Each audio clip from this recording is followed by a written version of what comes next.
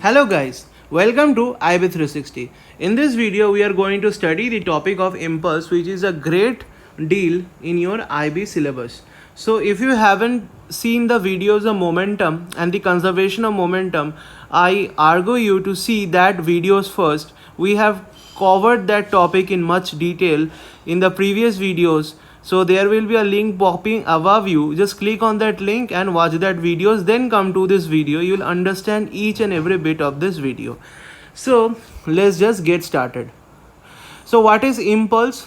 So by the definition, the force which acts on an object for a short period of time, right? Then the product of that force and time is called impulse. So suppose I have a body and suppose that mass of the body is m, okay, and that body is actually placed on the ground. So the body is actually placed on the ground, and suppose the mass of that body is m. Suppose there exists a force F. Suppose there is a force F acting on the body. So this force F acts on the body, suppose for a short period of time t. So this time t can be 1 second, it can be 2 seconds, right? But it is a short period of time. So that means impulse, which is written as I, is equal to the product of this force and time. So that means impulse is equal to F into t, that is force into time. So I hope you got the definition of impulse. Okay, so now we come to the unit of impulse. See, unit of impulse, so impulse is equal to how much? It is equal to force into time, right? So what is the unit of force? We know that it's Newton, right? And what is the unit of time? It is known as second, right? So that means the unit of impulse is Newton second. Okay, also we can express the unit of impulse in other terms also, right? What is the impulse is equal to how much? Force into time, right? So what is force? Force is mass into acceleration into time. So what is the unit of mass? Unit of mass is kg. Unit of acceleration is meter per second square, right? And unit of time is second. So that means the unit of impulse can be written as kg meter per second. So this can be also written as kg meter per second. So now we come to the dimension of impulse. Okay, so the dimension of impulse, that is the dimension of impulse I, can be written as what? Can be written as the dimension of force into the dimension of time, right? So what is the dimension of force? Dimension of mass times dimension of acceleration times dimension of time, right? So what is the dimension of mass? Dimension of mass is m. What is the dimension of acceleration? See, acceleration is final velocity divided by time, that is L t minus 2, because velocity is L t minus 1 divided by time, we get L t minus 2. And what is time? T. So over here, if you just solve this, we'll find that the net dimension of impulse comes out to be m L t minus 1, right? So that means the dimension of impulse will be m L t minus 1. Now coming to our second slide is about impulse momentum theorem. It is the utmost significance because it connects impulse and momentum together. Okay, so let's just get started. We know that from the previous videos that force is actually rate of change of momentum, right? Rate of change of momentum, that is delta p divided by delta t, right? So that means from here I can write that this is taught in the momentum part. Okay, so if you haven't seen that, see that. So delta p can be written as what? F times of delta t, right? So what is F times of delta t? F times of delta t is nothing but our impulse, right? F times of delta t is nothing but our impulse, right? So which is equal to I, right? So that means I can write impulse as what? Change in momentum, very important, right? So that means I can write the change in momentum as the final momentum minus initial momentum, which is equal to m times of final velocity minus m times of initial velocity, right? So that means the net impulse is actually equal to the change in momentum. You have to remember this, it's a very important theorem. Okay, so I can write from here that whenever there is whenever an impulse acts on a body, there is the net change of momentum of the body. There is the net change of momentum of the body. What does this statement mean? This statement mean that whenever you are applying impulse on an object, that means, so now what does this statement mean? See, whenever you are applying an impulse on the object, this statement says that there will be a net change in momentum. So impulse causes the net change in momentum. Okay, so I hope you got this. So proceeding towards the next slide, we have impulse is a vector quantity. Why it is a vector quantity? See, we know that force is a vector, right? Why force is a vector? Because force is equal to mass into acceleration, right? As acceleration is a vector, force is also a vector, right? And what is impulse? Impulse is equal to F delta t, right? Where force is vector but delta t is scalar, right? So that is, it is the multiplication of a vector with a scalar quantity, right? We know that vector into scalar gives us a vector quantity. So that means impulse is also a vector quantity. Okay, so that means impulse is a vector quantity. You have to remember that. So what is the, now comes the second question, where does the impulse act? So the impulse acts in the direction of the net change of momentum. Okay, so whenever you are applying a momentum on an object, there always will be the change in the momentum of the object, right?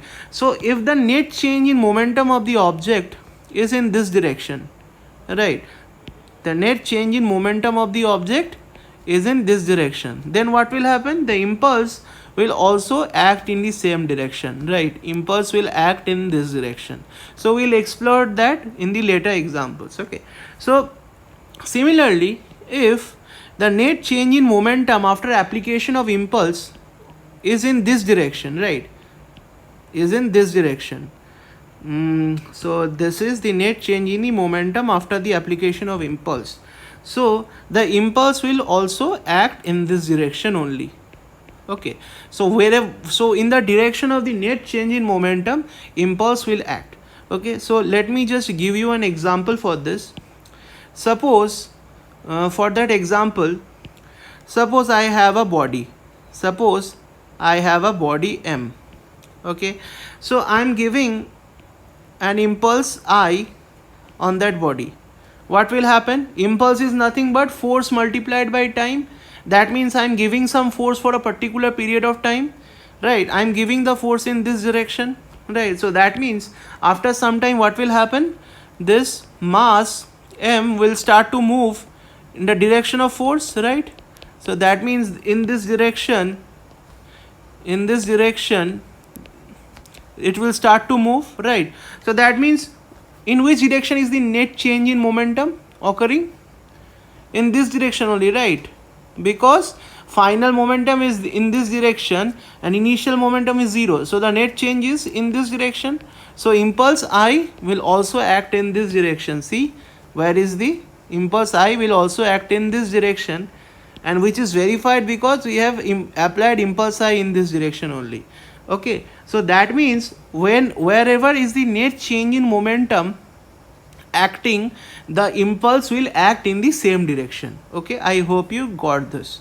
So proceeding towards an example number 1, suppose I have an impulse of 85 Newton second. Over here Newton second will be there. Okay, acts on a body of mass 5 kg. So there is a body,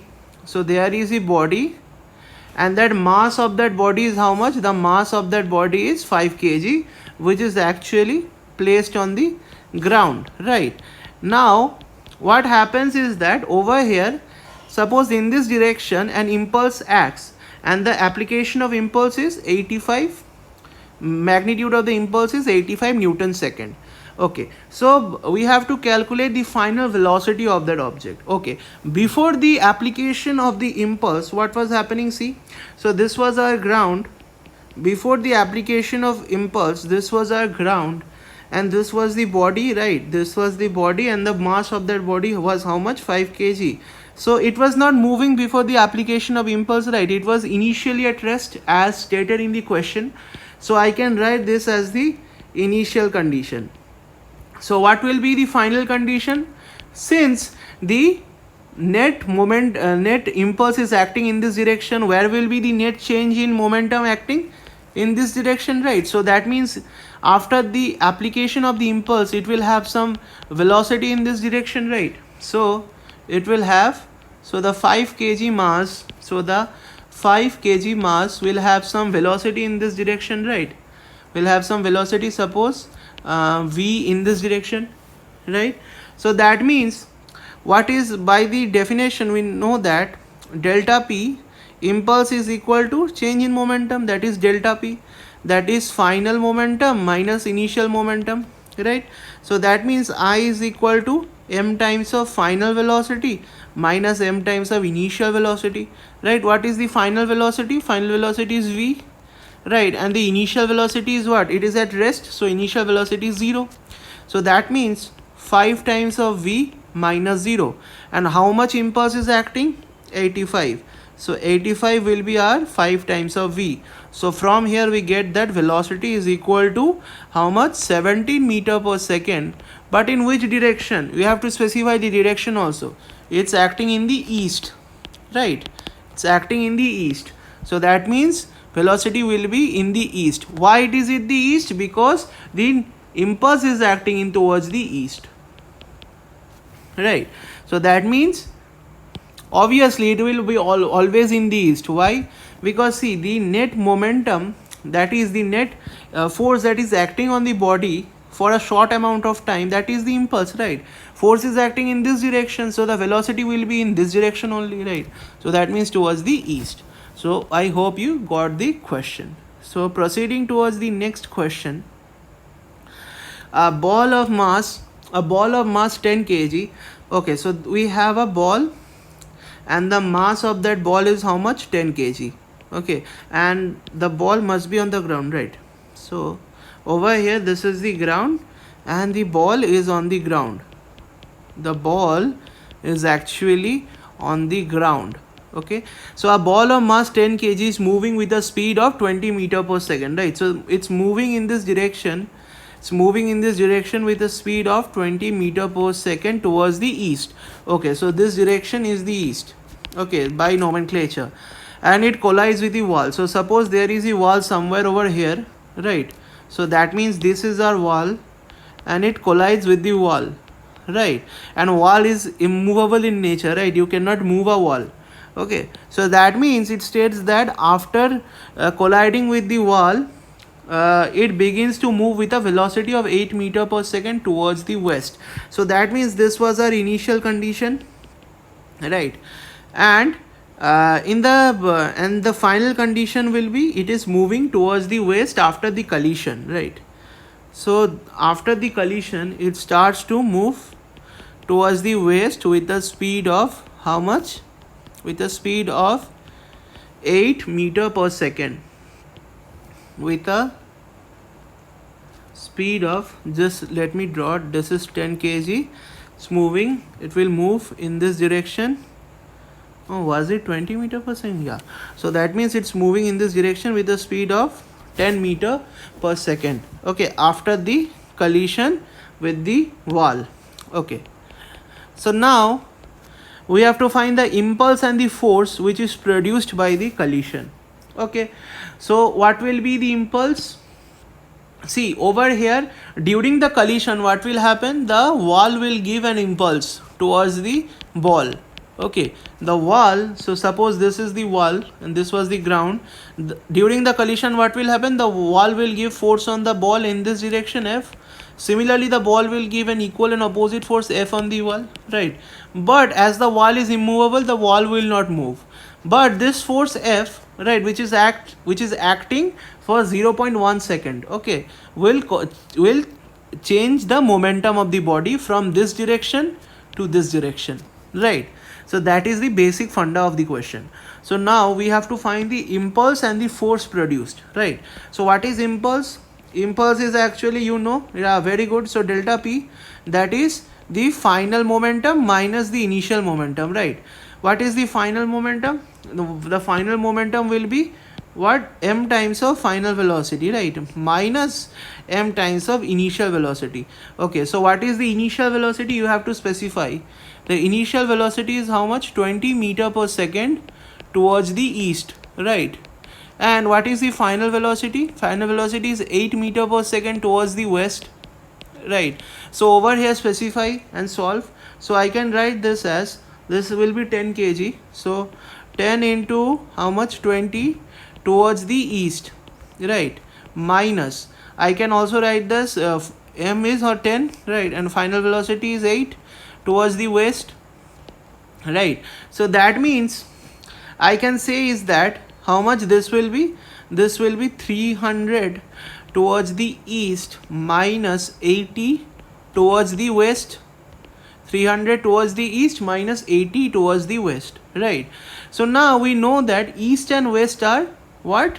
Yeah, it's east and west are anti-parallel vectors, right? So this is east, this is west. I can write east as how much? Negative of west, right? So that means I can write west as negative of east, right? So they are interchangeable. So from this equation we get that this will be 300 east minus plus 80 minus of west, right? And minus of west is east, so this will be 300 east plus 80 east. So that means this will be how much? This will be our 380 kg meter per second towards the east. 380 kg meter per second towards the, just let me write this a second, towards the east, okay? So that means we got the net impulse, which is the change in momentum, right? So that means we have got the net momentum, change in momentum, which is actually the impulse. See, we have got the magnitude of the impulse and the direction of the acting of impulse also, acting in the east direction, right? So that means we have got the impulse, and now we have to find the force produced by the collision. We know that impulse is actually what? Force into time, right? So which is equal to how much? 300 towards the east. Not writing the units over here, it will make it complicated, right? So that means force will be how much? 300 divided by time towards the east, right? And how much is the time of the collision? So it's acting for 0.1 second. See, the force is produced during the time of collision, right? And the collision is acting for only 0.1 second, right? So that means, which is a very short period of time, that's why it's an impulse, right? So that means F is equal to how much? 380 divided by 0.1 towards the east, which will be equal to very high, that means 3800 Newton towards the east. Okay, so we got this also and this also. So I hope you like the video. We'll be coming with impulse part 2 and more questions on impulse. So subscription to the channel would be helpful, and do subscribe, hit the bell icon if you don't want to miss our further videos, and stay safe. Thank you.